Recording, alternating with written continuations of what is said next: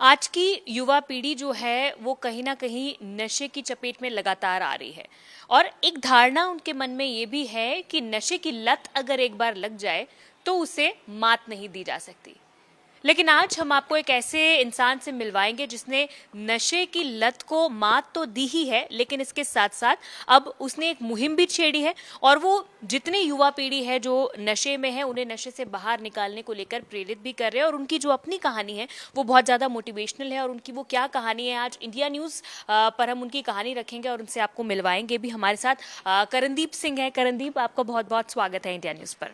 Thank you. Deep, आपकी story मैंने तो सुनी है, लेकिन मैं चाहूंगी कि आज इंडिया न्यूज़ के माध्यम से उन सभी युवाओं को भी पता चले, पूरे देश को भी पता चले, हरियाणा को पता चले कि आप किन स्ट्रगल्स से गुजरे हैं, कैसे आपने, क्योंकि जैसे स्ट्रगल्स आपके लाइफ में रहे हैं, अगर दूसरे लोगों के लाइफ में, आम इंसान किसी और युवा की लाइफ में इतनी छोटी उम्र में वो आते हैं तो शायद वो हार जाता, शायद वो कोई गलत स्टेप ले लेता, किसी गलत डायरेक्शन में चला जाता। लेकिन आज उन सारे हर्डल्स को क्रॉस करके आप हमारे सामने बैठे हैं और हम आपकी इंटरव्यू कर रहे हैं। और आज आप उन सभी लाखों करोड़ों युवाओं के लिए एक मोटिवेशन भी बने हुए हैं। सबसे पहले तो हम आपसे यही जानना चाहेंगे कि कैसे आपकी लाइफ में इस चीज़ की शुरुआत हुई, नशे की लत कैसे लगी, क्या चीज़ें थी, क्या मेजर टर्निंग पॉइंट्स रहे आपकी लाइफ के? अगर मैं स्टार्टिंग की बात करूं, मेरे घर में मेरे पापा, मेरे दादा, मेरे नाना जी सब शराब पीते थे, है ना। तो फर्स्ट फैक्टर तो यही आ गया कि मैं उनको कहीं ना कहीं देखता था कि शराब पी के ये खुश हो जाते हैं, है ना, क्योंकि और दूसरी बात, मैं शायद एक ऐसा बच्चा था जो गलत चीज़ से ज़्यादा अट्रैक्ट होता था, है ना, कि अगर कुछ गलत है, मैं बच्चा था, मुझे समझ नहीं थी कि ये सही है ये गलत है, बट जो गलत होती थी मैं उसकी तरफ ज़्यादा अट्रैक्ट होता था। तो ठीक है, बच्चा था तब मैं, ये होता था कि ये लोग शराब पीते, हमने कहीं शादी में जाना, हमने और कोक और वो फैंटा मिक्स करके वो जो गैंगस्टर बनता था उसको शराब लेके फील करके पीते थे, ना, बच्चे एक्टिंग करते थे। और वो पता नहीं एक्टिंग से कब मेरी रियलिटी में शराब आई। मेरा सर्कल ऐसा था, है ना, कि मुझे मेरी एज के बच्चे नहीं पसंद थे, मुझे पसंद थे मेरे से बड़े जो सिगरेट पीते थे। मुझे लगता था यार ये बंदे कूल हैं, सिगरेट पी रहे हैं, शराब पी रहे हैं ना। तो मैं उनके बीच में ज़्यादा बैठता था। और मैं बोलूँगा मुझे किसी ने फोर्स नहीं किया शराब पीने के लिए, बट मैं पहले से अट्रैक्टेड था शराब के लिए, पीने के लिए, है ना। और मैं अगर बात करूं 2012-13 में मैं स्टार्ट कर दी थी मैंने मेरे दोस्तों के साथ बियर और ड्रिंक। आपकी उम्र कितनी थी? उस टाइम मेरी होएगी मैम 16-17 साल के आसपास, है ना। और कभी कभार पार्टीज में जाना, बर्थडे पार्टीज में जाना, वो पी के एंजॉय करना, है ना, और घर पे आके पता ना लगने देना, वो उतना मेरा था। एंड 10वीं क्लास के बाद मैंने डिसाइड किया कि मुझे होटल लाइन में बहुत इंटरेस्ट था, कि मैंने होटल मैनेजमेंट करनी है। और मैंने पापा को बोला कि मैंने इंडिया में नहीं करनी, मैंने बाहर करनी है। तो सिंगापुर में एक बहुत अच्छा कॉलेज था, तो मेरी वहाँ पे एडमिशन हो गई, मैं गया। और मतलब जब मैं वहाँ पहुँचा एक अलग कंट्री में, एक 16-17 साल का बच्चा, है ना, मतलब मैंने आज़ादी फील की, जो फ्रीडम थी ना, घर वालों को बताना नहीं कुछ, या मैं कहाँ पे हूँ मुझे कोई पूछने वाला नहीं है यहाँ पे। बिल्कुल ऑल डिफरेंट एटमॉस्फेयर। बिल्कुल बिल्कुल। और वो भी इतनी छोटी एज में मैं गया, है ना। और वहाँ जाके वहाँ का कल्चर कुछ और था, है ना, अपने इंडिया से बहुत ज़्यादा अलग था। तो वहाँ पे नॉर्मली आपको दिखेंगे लोग दिन में शराब पीते हुए, तो मैं देखता था यार ये इनकी लाइफ बड़ी मस्त है, ये यहाँ पे बैठ के बियर पी रहे हैं, दिन में चिल कर रहे हैं ना।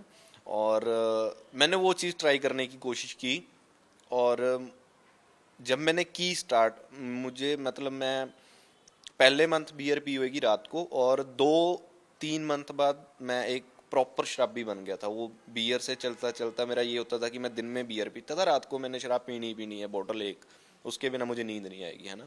बहुत हल्ला करता था वहाँ पे, लड़ता था लोगों के साथ, है ना, क्योंकि मैं सेंस में नहीं होता था अपने, इतना ज़्यादा मैं नशे में होता था। वहाँ पे आपकी जो संगत थी वो भी इसी तरह की थी, या वो भी आपके साथ थे, या आप अकेले होते थे? मैं वहाँ पे ज़्यादा अकेला रहना पसंद करता था, बट मेरे साथ एक मेरा दोस्त होता था, वो भी सेम मेरी कैटेगरी का था, है ना। तो हम दोनों ने शराब पीनी और वो चलता रहा। और मैं इतना इस चीज़ में चला गया शराब में कि मेरी स्टडी के बल तरफ बिल्कुल ध्यान ही नहीं गया, है ना, कि मैं एक अलग कंट्री में आया हूँ, है ना, और मेरे घर वालों ने पैसे लगा रखे हैं, मुझे वो चीज़ बिल्कुल दिमाग में नहीं आई। और इस बीच माँ बाप से बातचीत होती थी इंडिया में, क्या कहते थे वो, क्या उनकी यहाँ किस तरह की कंडीशन? मैं देखो, एक मैं नशेड़ी सोच का मालिक हूँ, है ना। झूठ बोलना हमें बहुत अच्छी तरह से आता है, मैनिपुलेट करना, झूठ बोलना हम बहुत इजीली कर लेते हैं ना। तो उनको कभी मैंने भनक भी नहीं लगने दी कि मैं क्या कर रहा हूँ वहाँ पे। बिल्कुल मैं उनको बिल्कुल ही फेक स्टोरी बताता था कि मैं तो ये कॉलेज में बैठा हूँ, पढ़ रहा हूँ, ये कर रहा हूँ, वो कर रहा हूँ, वो चीज़ बिल्कुल नहीं थी। और इसके बीच चलते चलते शराब के स्टडी में कर नहीं पाया और मुझे वापस आना पड़ा, क्योंकि आगे मेरा वीज़ा हुआ नहीं, अप्रूव एक्सटेंड नहीं हुआ ना। और वापस आके भी मैंने यहाँ पे देखा कि स्टडी मैं कर नहीं रहा था, काम मैं कर नहीं रहा था। मैंने पूरे मेरे शहर में वो सर्कल ढूंढा कि सबसे ज़्यादा वेले लोग यहाँ आने कौन के बाद भी आपका वो जो वहाँ सिंगापुर में रूटीन था वो यहाँ आके भी कंटिन्यू रहा, रोज कोशिश शराब? की करने की कि सबसे वेले लोग कौन है शहर में, कौन सा ग्रुप है लड़कों का जो कोई काम नहीं कर रहे, घर से निकाले हुए हैं। मैंने वो ग्रुप चूज़ किया कि मैंने इनके साथ बैठना है। सेम वही साइकिल चला कि रात को शराब पी के 1-2 बजे घर जाना, है ना, और घर वालों को ऐसे ही बोल देना, कुछ भी कहानी बना के चलता रहा। और 2017 में अ, मेरे मम्मा को, है ना, एकदम से, मतलब मैं बोल सकता हूँ 2-3 तरह की बीमारियां लगी। उनकी पेट में इन्फेक्शन होगी, है ना, और उनके बीपी अटैक, शुगर अटैक, है ना, सब कुछ एकदम कहीं ना से कहीं इसके पीछे आपको लगता है रीजन, जैसे आपकी टेंशन या इस तरह घर की टेंशन, घर में अब चीज़ें होना, क्योंकि नेचुरली घर में सिचुएशंस ठीक नहीं रहती है, फंक्शनिंग ठीक नहीं रहती है, अगर क्योंकि अपने इकलौते बेटे के लिए वो भी टेंशन करती होंगी। ये था रीज़न शायद। जब मैं सिंगापुर से वापस आया तो मैंने देखा, मेरे देखते देखते मेरी एक बहुत हंसती खेलती फैमिली ना बिल्कुल ही डिसफंक्शनल हो गई थी। 2-3 महीने के बीच में ही, पता नहीं, मुझे नहीं पता मेरे माँ बाप के बीच में क्या बात हुई और बहुत ज़्यादा क्लेश रहने लग गया था। मतलब घर में मुझे इतनी नेगेटिविटी फील होती थी, और उस टाइम भी मेरे पास और कोई तरीका ही नहीं होता था अपने आप को काम करने का। मैं सिर्फ नशा करना चाहता था, शराब पीता था मैं उस टाइम, और मैं दबा के शराब पीता था उस टाइम कि ये लोग लड़ रहे हैं, इनको लड़ने दो, मैंने शराब पीनी है ना। और जब मेरे मम्मा की डेथ हुई उस टाइम भी मैं बोलूँगा कि मैं वो चीज़ फील करना भी नहीं चाहता था कि मेरी मम्मा की डेथ होगी, है ना। और उस चीज़ को कवर करने के लिए मैं शराब, शराब ने और नशे ने आपके मन में इमोशंस को ख़त्म कर दिया था, फीलिंग्स को ख़त्म कर दिया था? बिल्कुल ही ख़त्म कर दिया था। मुझे फ़र्क ही नहीं पड़ता था कोई मर रहा है, कोई जी रहा है, मुझे सिर्फ मेरा नशा चाहिए। और जब मम्मा की डेथ हुई थोड़ा बहुत मुझे लोनलीनेस फील हुई, है ना। और मैं और मेरे पापा हम मोहाली शिफ्ट हो गए आके, 2017 के एंड की बात है ये, है ना। और यहाँ आके हम काम करने लगे, अपने आप को बिजी रखा, बहुत अच्छा काम चल पड़ा हमारा। और फिर कहीं जाके मुझे जो चंडीगढ़ का सर्कल मिला लोगों का, दोस्त मेरे जो यहाँ पे बने, वो थोड़े हैवी यूज़र थे, काइंड ऑफ वो हार्ड ड्रग्स सारे करते थे ना। और तब तक मुझे शराब पीते हुए 4 साल हो गए थे और मुझे वो मज़ा आना बंद हो गया था शराब में, जो मैं ढूंढ रहा था ना। और मतलब पहली बार की अगर मैं बात करूं, जिस मेरे दोस्त ने मुझे, जिसको भांग बोलते हैं, मैरिजुआना बोलते हैं, जॉइंट बोलते हैं, वो मुझे ट्राई करवाया और मैंने पहला कश लिया। और मुझे ये था कि यार मैं यही चीज़ ढूंढ रहा था ज़िंदगी में, है ना, इससे मुझे आराम मिल रहा है, मुझे टेंशन नहीं काम की, मेरा बाप कहाँ पे है, मेरी मम्मा नहीं है। वो नशा करते मैं सब कुछ भूल जाता था, बिल्कुल आराम में आ जाता था ना। और वो चीज़ मैंने कंटिन्यू रखी। थोड़े टाइम बाद मुझे उस चीज़ में मज़ा आना बंद हो गया। फिर मैंने मेडिकल पिल्स जो होती हैं, स्लीपिंग पिल्स लेनी स्टार्ट कर दी, उनका अब्यूज़ किया, कफ सिरप का अब्यूज़ किया। और इसके चलते चलते ही एक टाइम मेरी ज़िंदगी में ऐसा आया कि मुझे ये सारे छोटे नशा करना ही बंद कर दिया, है ना। और एक मेरे पास बहुत घटिया सा एक्सक्यूज़ था कि मेरा किसी के साथ झगड़ा हो गया और मैं किसी को बोला कि यार मैंने कुछ बड़ा नशा करना है कि जिससे मैं ये चीज़ बर्दाश्त कर सकूँ ना। और उस दिन मेरी ज़िंदगी में हेरोइन आई, जिसको पंजाब में हम चिट्टा बोलते हैं। और वो ऐसा मेरे पीछे पड़ी कि मैंने सब कुछ बर्बाद कर दिया, मेरे रिलेशंस, है ना। और जो मेरे पास थोड़े बहुत पैसे थे, मैंने घर से 30-40 लाख रुपया, है ना, चोरी करके नशा किया। मैंने जो मेरे पास था सब कुछ बेच दिया, हमारा काम बंद हो गया। मैं पापा को बिल्कुल रोड पे ले आया एक तरह से, है ना। और बहुत टफ टाइम देखा है उस टाइम हम दोनों ने। मतलब पापा ने देखा है, मैं तो नशे में होता था, मुझे कुछ ध्यान ही नहीं होता था कि मैंने आना नहीं हफ्ता हफ्ता पापा के पास, उनको पता ही नहीं होता था मैं कहाँ हूँ। फ़ोन मेरा बंद है, मैं कहाँ घूम रहा हूँ, मैं सिर्फ वही नशेड़ी लोगों के बीच बैठा हूँ, कहीं भी सो रहा हूँ, कोई फिक्र ही नहीं है, खाना खाया नहीं खाया, नहाना नहीं, कपड़े नहीं धुले हुए। बहुत गंदी हालत हो गई थी ना। मतलब मुझे देख के बंदा इजीली गेस कर सकता था ये नशेड़ी है। और वो चीज़ के चलते चलते मैं इंजेक्शन्स लेने लग गया। जब सारी चीज़ों में मज़ा आना बंद हो गया ना, तो मैंने इंजेक्शन्स लेने स्टार्ट किए। पैसे चाहिए होते होगे तो तब ऐसा लगता है बस किसी भी तरह मिल जाए, चाहे घर की कोई छोटी चीज हो कोई बड़ी चीज हो, मतलब ये सिचुएशन आ गई। बाहर से लोगों से पैसे मांगता था, जो मेरे दोस्त थे है ना, बाहर कनाडा अमेरिका है, उनको झूठ बोल के कि यार मेरा एक्सीडेंट हो गया है, मेरे घर में ये प्रॉब्लम हो गई है, मेरे पास खाना खाने को पैसे नहीं है ना। उनसे झूठ बोल बोल के बहुत पैसे लिए मैंने है ना। और एक टाइम ऐसा आया कि मेरे पास कोई ऑप्शन ही नहीं बचा कि मैं नशा करूँगा कैसे, और मैं नशा छोड़ना नहीं चाहता था तब। फिर मैंने कहीं जाके पैडलिंग स्टार्ट की है ना। मैं किसी एक बड़े पैडलर के साथ काम करता था, तो मैं लोगों को नशा दे के आता था और वो मुझे 2 टाइम नशा करवाता था। ये सर्कल चलने लग गया। इसके बीच में सॉरी, हम जो इंजेक्शन्स लेते हैं वो शेयरिंग में लेते हैं है ना। इसके बीच में मुझे हेपेटाइटिस सी हुआ बिकॉज ऑफ शेयरिंग नीडल्स है ना। मुझे सिफिलिस हुआ शेयरिंग नीडल के साथ है ना। और वो बीमारियां अंदर ही अंदर कहीं ना कहीं ख़त्म कर रही थी। वो भी एग्जैक्ट टाइम पे मुझे पता चला उस चीज़ का, जब मैं नशे से बाहर निकला ना, बाद की स्टोरी है। और मेरे एक्सीडेंट्स हुए। एक बार मेरे से गाड़ी का एक्सीडेंट हुआ, मतलब 3-4 राउंड लेगी गाड़ी, बट मैं बच गया, इतनी मेरे ऊपर भगवान की दया थी है ना। और फिर मेरा एक्सीडेंट हुआ, इधर मेरा सारा फेस छिल गया था। ये तो मैंने अभी केयर कर करके, अभी क्योंकि सेंस में हूँ ना मैं कैसा दिखना चाहता हूँ, अब मैंने करके ठीक किया। पुलिस ने मुझे उठाया 2-3 बार नशे के साथ है ना।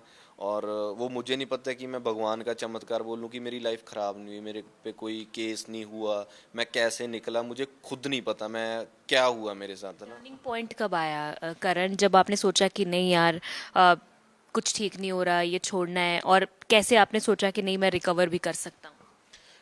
टर्निंग पॉइंट ऐसे आया कि जब एक तो मैंने देखा कि घर में कुछ नहीं बचा, एक छोटे से कमरे में हम रह रहे हैं है ना। पापा के पास पैसे नहीं बचे, मेरे पास पैसे नहीं बचे। अब करना क्या है आगे लाइफ में। और मुझे सच में नहीं पता था कि नशा छोड़ा जा सकता है। मुझे ये था कि मैं नशा करते करते ही मर जाऊंगा, ऐसे ही होता है, जो मुझे पता नहीं था कि छोड़ा जाता है। और एक दिन की बात है, मतलब मुझे मैं नशा लेने गया हुआ था कहीं, और मुझे पुलिस वालों ने उठाया, चंडीगढ़ पुलिस ने।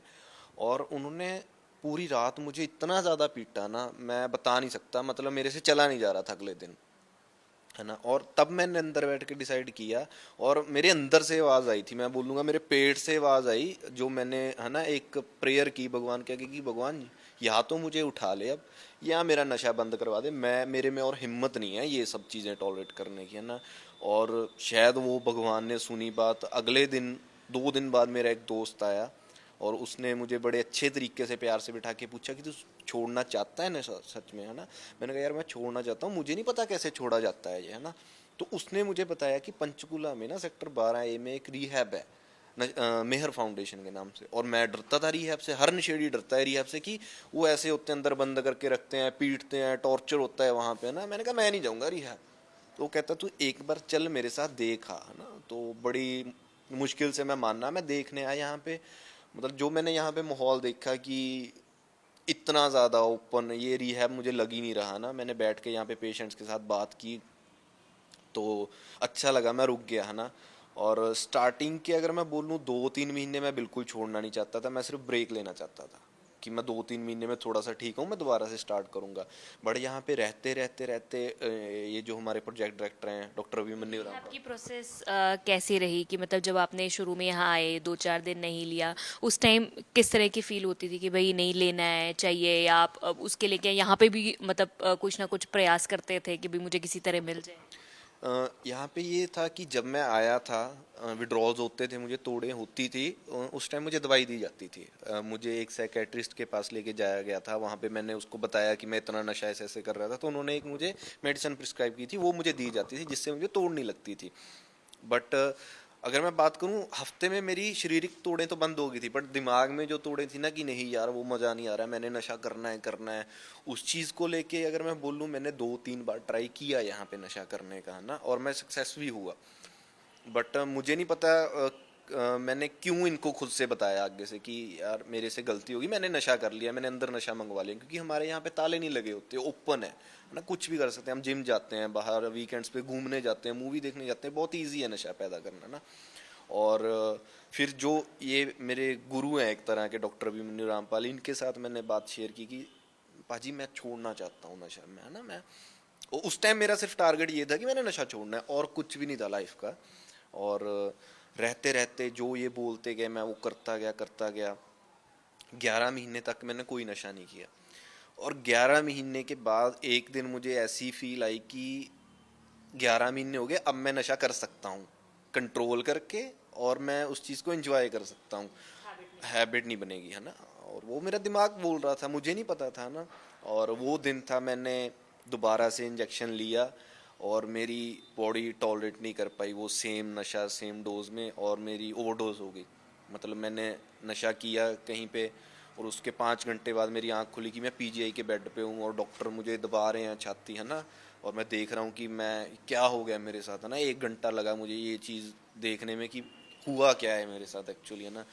और उस टाइम भी ऐसा हुआ कि ओवरडोज हुई मेरी, मेरा गला चौक हो गया, कुछ फंस गया और मुझे सांस नहीं आ रही थी। डॉक्टर बोल रहे थे 1% चांस है कि ये बचेगा, और पता नहीं मेरे पापा ने इतनी, है ना, प्रेयर्स में उनकी पावर थी कि मैं बच गया। और मैं, मुझे याद है लास्ट टाइम जब मेरे पापा मेरे साथ खड़े रो रहे थे, उन्होंने मेरा हाथ पकड़ा हुआ था ना, और तब मैंने डिसाइड कर लिया था कि ये लास्ट टाइम है, इसके बाद मैं नहीं नशा करूँगा, मैं जो बोलूँगा उस टाइम मेरा था हाँ पक्का कि अब नहीं मैंने नशा करना। और उस दिन से आज का दिन आ गया, मुझे नशा करने की ज़रूरत नहीं पड़ती। और जो मेरा पहले एक वो होता था ना मोटिव कि मैंने नशा छोड़ना है, आज के दिन मेरा होता है नशा तो छोड़ना ही है, एक अच्छा इंसान कैसे बनना है, जो मेरा हाथ। इंसान बनने के लिए आप जो बाकी युवा नशा करते हैं आप उन्हें भी कहीं ना कहीं मोटिवेट कर रहे हैं, उन्हें भी समझाते हैं, उसके लिए आप क्या कुछ करते हैं ताकि दूसरे बच्चे जो हैं वो इसकी चपेट में ना आए और जो आ गए हैं वो छोड़ सकें?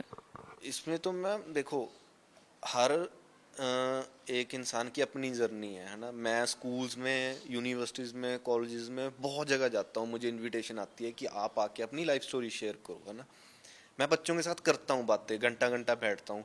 मैं उनको बिल्कुल नहीं बोलता कि नशा ना करो, ये चीज़ काम ही नहीं करती मैम, से नो टू ड्रग्स ये चीज़ काम नहीं करती।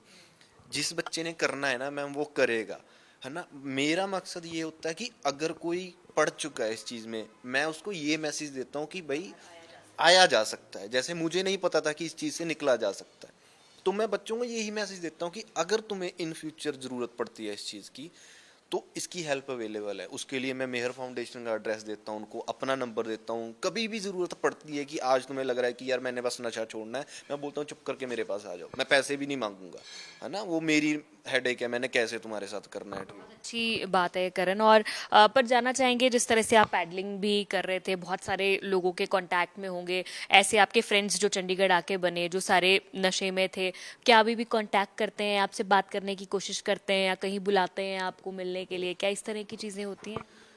करते हैं, बट मैं किसी के कांटेक्ट में आता नहीं मैम, क्योंकि अगर मैं वैसे सोचूं ना, मुझे ज़रूरत क्या है उनके साथ कांटेक्ट रखने की। मेरे और बहुत अच्छे दोस्त हैं यहाँ पे, जितने मेरे साथ पेशेंट हैं वो हैं मेरे अच्छे दोस्त जो नशा नहीं कर रहे। मुझे नहीं लगता कि उन लोगों के पास वापस जाने की मुझे कोई ज़रूरत है। कोई मेरा इतना अच्छा दोस्त, मेरा कोई लविंग वन, मैं किसी को बोल नहीं सकता कि क्योंकि किसी ने मुझे राह पे डाला ही नहीं। डाला ही नहीं, उन्होंने तो मुझे बर्बाद किया है बिल्कुल। मैं क्यों जाऊं उनके पास, आज के दिन इतनी अवेयर हूं। आखिरी सवाल है, आपकी सारी जर्नी सुनी, मेरे भी गूज बम्स आए हैं और ना बहुत मोटिवेशनल आपकी जर्नी है, और सीख मुझे लगता है सभी युवाओं को मिलेगी और खुशी होएगी उन माँ बाप को, क्योंकि है ना बच्चे तो सब, हर बच्चे को माँ बाप एक ही नज़रिए से देखते हैं।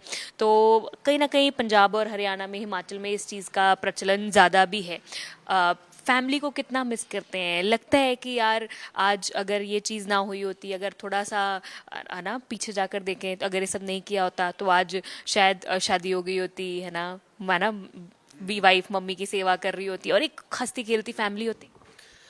सोचता तो बहुत हूँ मैम, बट अब जो भगवान ने लिखा है होना तो वो है। अभी की अगर मैं बात करूं, पास्ट में अगर मैं जाता हूं फिर बहुत टाइम लगता है मुझे उस चीज़ में निकलने के लिए कि मैंने क्या कुछ बर्बाद किया। तो अभी के लिए तो मैं प्रेजेंट ही इंजॉय करता हूं कि आज के दिन देखो मेरे पास छत है, कपड़े हैं, खाना है, इतने अच्छे दोस्त हैं, नशा नहीं कर रहा, मुझे किसी के आगे पापा भी खुश। हाथ ऐसे करने की जरूरत नहीं। सबसे बड़ी जो नशे में होती है आज के दिन, मैं किसी के आगे हाथ ऐसे नहीं करता ना। तो इस चीज़ की शुक्रगुजारी निकलती है भगवान के आगे सुबह उठते ही। ये चीज़ के लिए मैं थैंक यू करता हूँ भगवान को कि है ना ये सब चीज़ें मेरी ज़िंदगी में नहीं है। और सिर्फ आज के दिन के लिए मैं जीता हूँ कि आज का दिन मेरा ऐसा निकल जाए कि किसी के बारे में मैं माड़ा सोचूं ना, माड़ा करूँ ना, किसी के काम आ सकूँ। सबसे बड़ा तो ये होता है, मुझे हेल्प करना बहुत अच्छा लगने लग गया, स्पेशली एडिक्ट्स के लिए। किसी भी नशेड़ी को कोई ज़रूरत पड़ती है, मैं उसके कैसे काम आ सकता हूँ उसको उस चीज़ से निकालने में, वो चीज़ मुझे सबसे ज़्यादा खुश पापा मिलने आते हैं, मिलते हैं, खुश। आते हैं। मैं जाता हूँ 10-15 दिन बाद उनके साथ गेड़ा मारने जाता हूँ, और उनके अंदर मैं चेंजेस देख रहा हूँ। वो इंसान आज के दिन एक 10 घंटे की बढ़िया नींद सोता है, 3 टाइम का अच्छा खाना खाता है, अच्छी हेल्थ होगी। अभी रिसेंटली उनके टेस्ट करवाए, उनको कोई प्रॉब्लम नहीं है क्योंकि उनकी टेंशन कहीं ना कहीं बहुत कम हो गई है। और मेरा भी यही है कि जितने भी उनके लास्ट के 20-30-40 साल बचे हैं, इसमें मैं उनको जितनी खुशी दे सकूं मैं उतनी दूं। और मैं मानता हूं मैं पैसे नहीं कमा के दे सकता आज के दिन, अभी मैंने स्टार्ट किया है काम करना ना, एक दिन मैं वो भी आ जाऊंगा कि उनको कमा के दूंगा। बट आज के दिन मैं पे बैक उस चीज़ से कर रहा हूँ कि उनको एक अच्छी नींद दूं। बिल्कुल हाँ, उनको टेंशन फ्री रखूँ बस। अ, वैसे तो किसी बच्चे को माँ की याद ना आए ऐसा नहीं हो सकता, बट ऐसा होता है कि मम्मी की याद आती है फिर कभी फोटो देख के, या लगता है कि आप मतलब उनकी फोटो से बात कर ली या उनसे बात कर ली, इमेजिन करके उन्हें बात कर ली, ऐसी चीजें होती हैं। हाँ, मोस्ट ऑफ टाइम होती हैं। यहाँ पे जब पेशेंट्स की फैमिलीज आती हैं, उनके मम्मा आते हैं मिलने, है ना, तो बहुत मिस करता हूँ उस टाइम। मेरा भी मन करता है ना कि बहुत चीज़ें थी जो मैंने अपनी माँ को नहीं दिखाई, जो मेरी इच्छा थी कि ये मैंने उनको दिखाना है ना। तो ठीक है, बट यहाँ पे मुझे एक ऐसी फील आती है कि जो मेरे यहाँ पे दोस्त हैं उनकी मम्मा आती हैं, वो मुझे एज ए चाइल्ड वो ट्रीट करती हैं। उनको ऑलमोस्ट सबको पता है कि मेरी स्टोरी क्या है ना। तो उस चीज़ में कहीं ना कहीं मैं सेटिस्फाई हो जाता हूँ माँ के प्यार से। किसी की मम्मा मेरे लिए कुछ बना के ले आते हैं, कुछ दे देते हैं, तो उस चीज़ में मैं खुश हो जाता हूँ। बट मॉम को तो मिस करते ही हूँ ऑलवेज, है ना। वो सारी उम्र तक मेरी वो रहेगी वो चीज़। कभी कभार होता है मैं फ़ोटो वगैरह देखता हूँ, मैंने रखी हुई हैं कुछ फ़ोटोज़ उनकी, है ना, अपने पास, तो देख के करता हूँ, मिस हो जाता हूँ इमोशनल काफ़ी टाइम के लिए तब तक। ठीक है कारण, we wish you all the very best आपकी आने वाली जर्नी के लिए। और मैं चाहती हूँ कि जो भी सपने आपने देखे हैं वो आने वाले टाइम में आपके पूरे हो। बेस्ट विशेस है आपके लिए। और ऐसे ही आप जो युवा नशा कर रहे हैं उन्हें नशे की लत से बाहर निकालते रहें, उन्हें मोटिवेट करते रहें, ताकि जो घर उजड़ रहे हैं वो भी बस जाएं। कैमरा पर्सन जतिन के साथ साक्षी शर्मा, इंडिया न्यूज़ हरियाणा, पंचकुला।